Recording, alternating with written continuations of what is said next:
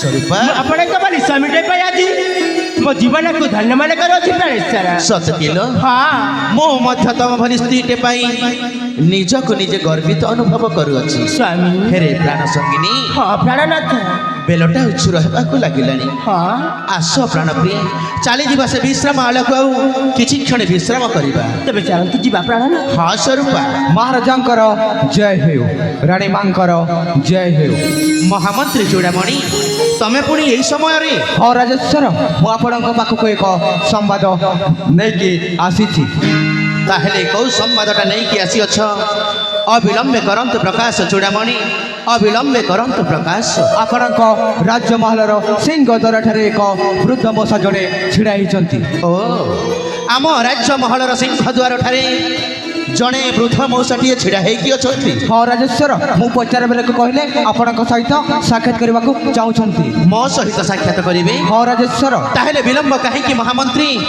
अविलंबे पाछड़ी नहीं आस महरी निकट तार ठीक अच्छे राजेश्वर हाँ चूड़ामणि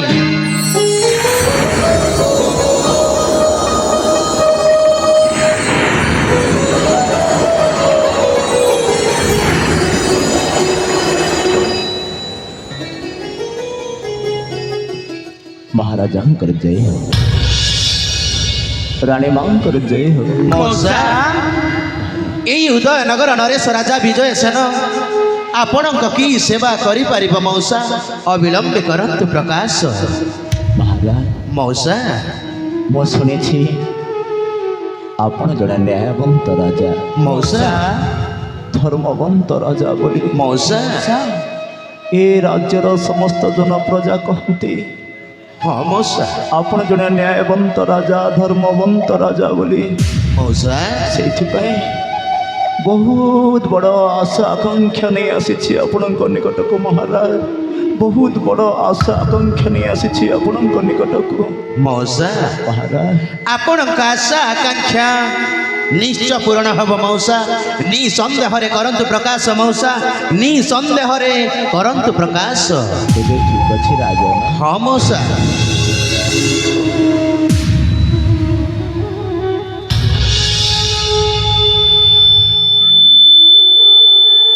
कौठु आरंभ करी मौसा कौठी शेष करी मौसा किसी भी जाने पारुनी महाराज हाँ मौसा असहाय मनीषटे मौसा निरुपाय मनीषटे मौसा एक गरीब चाषी घरे मोर जन्म हाँ मौसा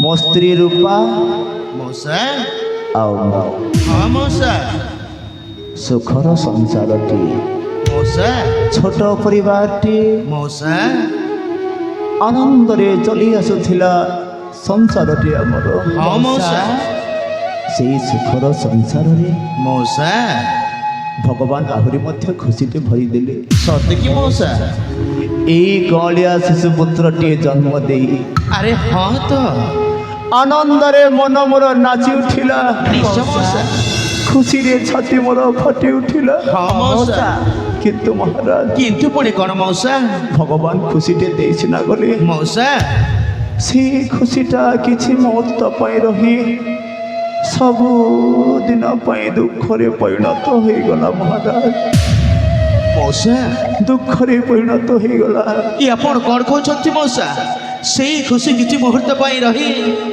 सबु दिन पाई दुख रे परिणत हो गला हाँ महाराज हे भगवान ए कलिया शिशुटा को जन्म दबा किछि क्षण परे हाँ मौसा ए कलिया शिशुटा को जन्म दबा किछि क्षण परे मौसा ता मां मौसा अब बाप पुओ को छाड़ी सब सुन पाई आर परी को चली गला महाराज नहीं मौसा नहीं मौसा नहीं मातृहरा हो गला पुओटा मोर मौसा किए देव मार ममता मौसा मार स्नेह मौसा यही कथा भाविला बेलू मु सही पारुनी महाराज मौसा मु सही पारुनी ताहेले आपण कौन मन रे स्थिर करिसंती आ कौन कहबाकू चाहंती कहंतु ना मौसा कहंतु कौन बा कहबी महाराज मौसा ମୁଁ ତ ଗରିବ ମଣିଷଟି। ହଁ ମଉସା। ମୋତେ ତ ଦି ବେଲା ଦି ମୁଠା ଖାଇବା ପାଇଁ ମିଳୁନି। ନାଇଁ ମଉସା। ଏଇ କଅଁଳିଆ ଶିଶୁ ପାଇଁ ମଉସା। କୁଆଡ଼ୁ କ୍ଷୀର ଆଣିବି ମହାରାଜ? ହଁ ମଉସା। ମୁଁ ଭାବୁଛି ଆପଣ କ'ଣ ଭାବୁଛନ୍ତି ମଉସା? ଏଇ କଅଁଳିଆ ଶିଶୁଟାକୁ, ହଁ ମଉସା। ହଁ ମହାରାଜ, ଏଇ କଅଁଳିଆ ଶିଶୁଟାକୁ ତଣ୍ଟି ଚିପି ମାରିଦେବି। ମଉସା। ନାଇଁ ମଉସା ନାଇଁ, ଆମେ କେବେ ମଧ୍ୟ ସହ୍ୟ କରିପାରିବୁନି। ତାହେଲେ କ'ଣ ବା କରିବି ମହାରାଜ? ଉପାୟ ଶୂନ୍ୟ ହେଇଯାଉଛି, ବୁଦ୍ଧି ବଣା ହେଇଯାଉଛି ମୋର। ମଉସା, ତାହେଲେ ଆପଣ ଉପାୟ ଖୋଜୁଛନ୍ତି ନା? ହଁ ମହାରାଜ। ଆପଣ ଟିକେ ଧୈର୍ଯ୍ୟ ଧରନ୍ତୁ ମଉସା। ମୋତେ କିଛି ଗୋଟେ ବିଚାର କରିବାକୁ ଦିଅନ୍ତୁ ମଉସା। ମୋତେ କିଛି ଗୋଟେ ବିଚାର କରିବାକୁ ଦିଅନ୍ତୁ। ତେବେ ଠିକ୍ ଅଛି ରାଜନ। ହଁ ମଉସା।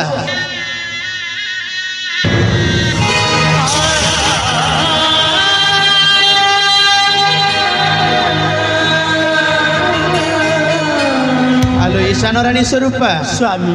ଏଇ ବୃଦ୍ଧ ମଉସା ଜଣକ କ'ଣ କହିଗଲେ ଶୁଣିଲ ତ? ହଁ ସ୍ୱାମୀ। ସେଇ ତାଙ୍କ କଅଁଳିଆ ଶିଶୁକୁ ତଣ୍ଟି ଚିପି ମାରିଦେବାକୁ କହୁଛନ୍ତି।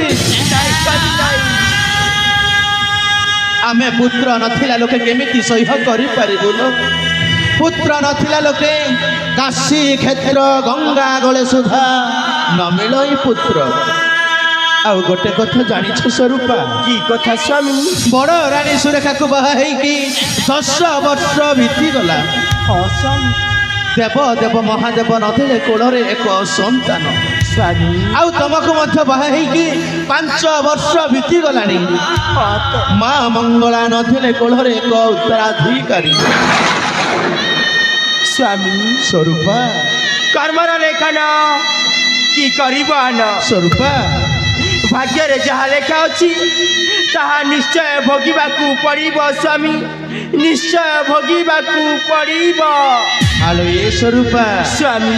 ଏଇଥିପାଇଁ ତ ଜନପ୍ରଜା ସମସ୍ତେ କହନ୍ତି ଲୋ, କ'ଣ କହନ୍ତି ସ୍ୱାମୀ? ପୁତ୍ର ଦୁହିତାରେ ସିନା ସଂସାରର ସାର, ଆଉ ଯେତେ ଧନ ସମ୍ପଦ ଥିଲେ ମଧ୍ୟ ପାଣି ରୋଜଗାର ମହାରାଣୀ, ପାଣି ରୋଜଗାର। ସ୍ୱାମୀ।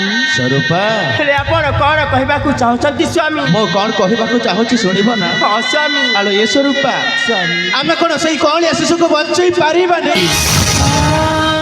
ତମେ କ'ଣ ମାର ସ୍ନେହ ମମତା ଦେଇପାରିବନି? କୁହ ସାନରାଣୀ ସ୍ୱରୂପା, କୁହ। ସ୍ୱାମୀ। ସ୍ୱରୂପା। ଇଏ ଆପଣ କ'ଣ କହୁଛନ୍ତି ସ୍ୱାମୀ? ହଁ ସ୍ୱରୂପା।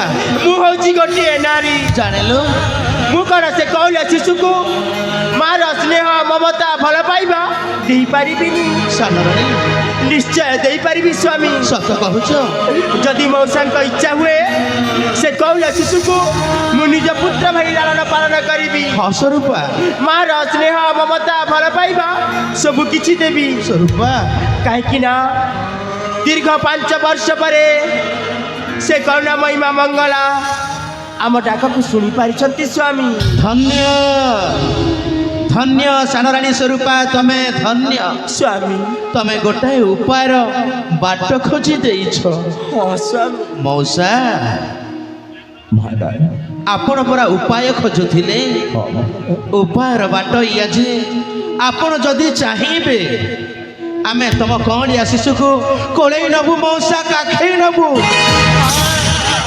ସାନ ରାଣୀ ସ୍ୱରୂପା ତାକୁ ମାର ସ୍ନେହ ମମତା ଦେଇପାରିବେ ମଉସା, ସ୍ନେହ ମମତା ଦେଇପାରିବେ। ଆପଣ ସତ କହୁଛନ୍ତି ନା ମହାରାଜ? ହଁ ମଉସା। ଜାଣିବା ଆପଣ ସତରେ ମୋ ପୁଅକୁ କାଖେଇ ନେବେ, ସତରେ ଆପଣ କୋଳି ନେବେ ମୋ ପୁଅକୁ। ହଁ ମଉସା। ହେଲେ ହେଲେ ମୁଁ କେମିତି ବିଶ୍ୱାସ କରିବି ମହାରାଜ? ମଉସା, କେମିତି ବିଶ୍ୱାସ କରିବି? ତାହେଲେ ଆପଣ କ'ଣ କଲେ ବିଶ୍ୱାସ କରିବେ? ସେଇ କଅଁଳିଆ ଶିଶୁ ପାଇଁ ଆମେ କିଛି ବି କରିପାରୁ। କୁହନ୍ତୁ ନା ମଉସା, କୁହନ୍ତୁ ଆମକୁ କ'ଣ କରିବାକୁ ହବ? ସତ୍ୟ। ସତ୍ୟ। ହେ ଉଦୟନଗର ନରେଶ, ଆପଣ ସତ୍ୟ କରିପାରିବେ ତ? ନିଶ୍ଚୟ ପାରିବି ମଉସା।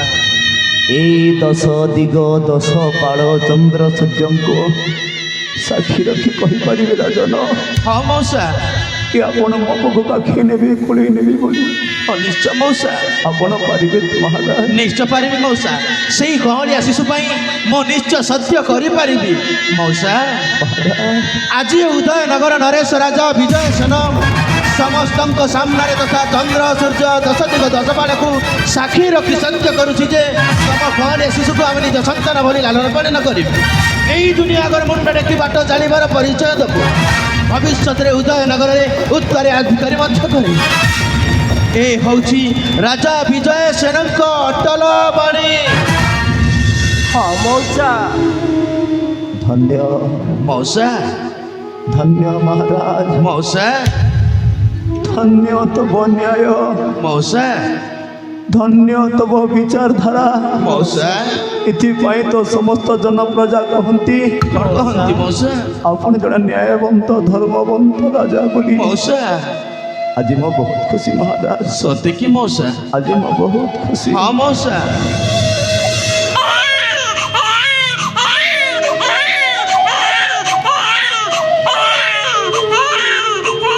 ଏ ଧନ ତୁ ଆଉ କାନ୍ଦନାରେ ଶୁଣା, ତୁ କାନ୍ଦିଲେ ପରା ଏ ମୋ ବଂଶ ପରାଣଟା କାନ୍ଦି ଉଠିରେ ଧନ।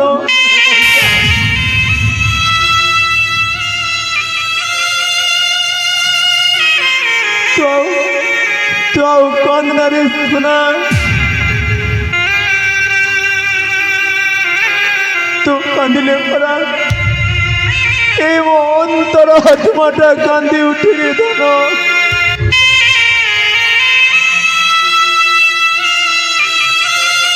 ଆଜି ନଥୁ ତୋର କାନ୍ଦିବାର ଦିନ ଗଲାରେ ଧନ, ଆଜି ନଠୁ ତୋର କାନ୍ଦିବାର ଦିନ ଗଲା।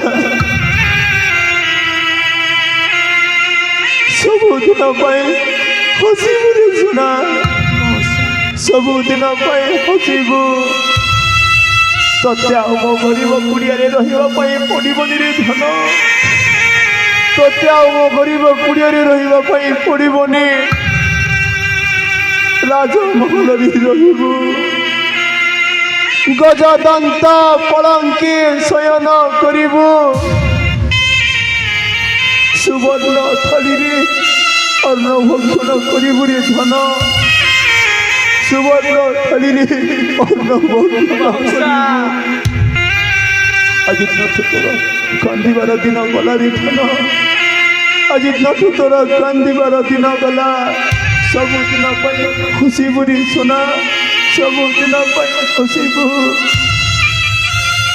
ମହାରାଜ ମଉସା ଆଜି ଏ ବୁଢ଼ା ବାପଟା, ହଁ ମଉସା ହଁ ମହାରାଜ ଆଜି ଏ ବୁଢ଼ା ବାପଟା ବାସୁଦେବ ସାଜି, ହଁ ମଉସା ହଁ ମହାରାଜ ଆଜି ଏ ବୁଢ଼ା ବାପଟା ବାସୁଦେବ ସାଜି ଯଶୋଦା କୋଳକୁ ବଢ଼େଇ ଦେଉଛି ତାର ଅଳିଅ ଝଟିଆ କାନ୍ନାକୁ। ମହାରାଜ ତାର ଅଳିଅ ଝଟିଆ କାନ୍ନାକୁ।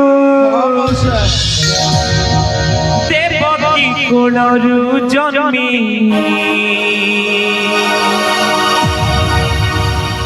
ଯଶୋଦା କୋଳକୁ କାନ୍ଧୁ ଯେବେ ଚାଲିଯାଏ,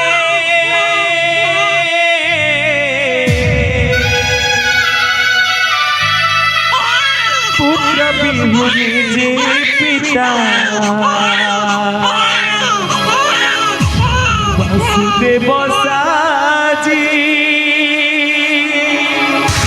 চুরি চুরি মরি যায়,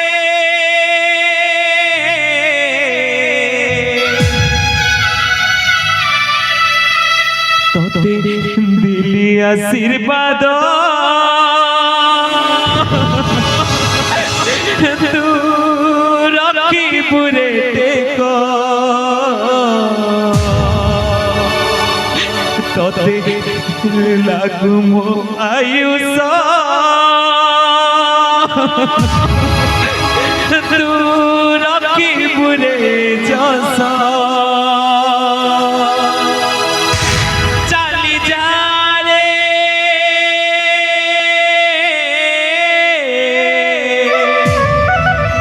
চালি যা রে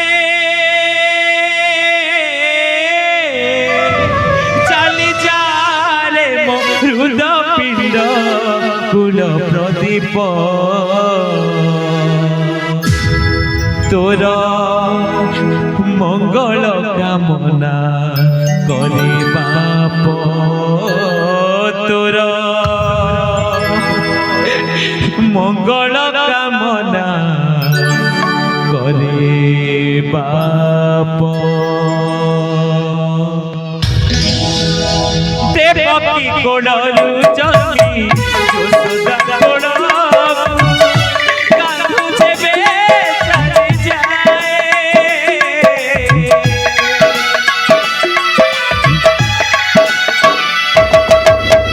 পুত্র বিহুনে যে পিতা বাসুদেব সাজি জুড়ি জুড়ি মরে যায়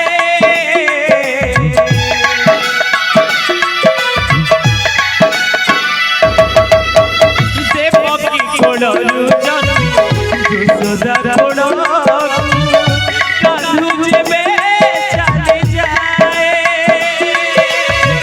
পুত্র বিহুনে যে পিতা বাসুদেব সাজি চুরি চুরি মরে যায়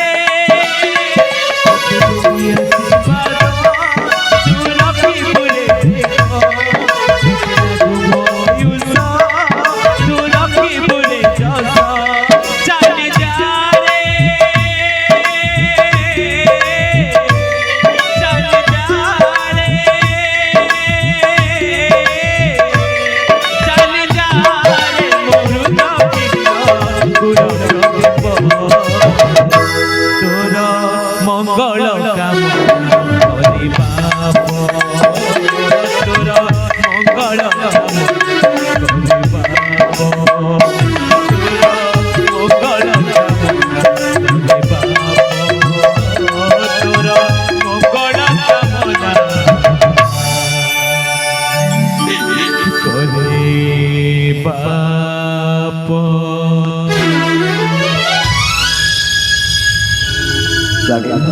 ମଉସା ଏଇ ମୋ ଛାତିର କଲିଜାଟାକୁ ଆପଣଙ୍କ ହାତକୁ ଟେକି ଦେଇଛି ରାଣୀମା। ମଉସା ତାକୁ କେବେ ଦୁଃଖ କଷ୍ଟ ଯନ୍ତ୍ରଣା ଦେବିନି ରାଣୀ। ନାଇଁ ମଉସା ନାଇଁ ତାକୁ କେବେ ଦୁଃଖ କଷ୍ଟ ଯନ୍ତ୍ରଣା ଦେବିନି। ଆପଣ କଣ କହୁଛନ୍ତି ମଉସା ଆପଣ ବାସୁଦେବ